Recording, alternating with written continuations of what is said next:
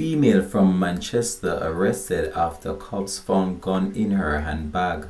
Hi again and welcome. This is Links 007 TV News Report, and we'll be right back with the full details to come. Welcome to Links 007 TV News Report, providing you with the best in local and international news updates. This is a place where you can get the most reliable and informative news information. Links 007 TV News Report.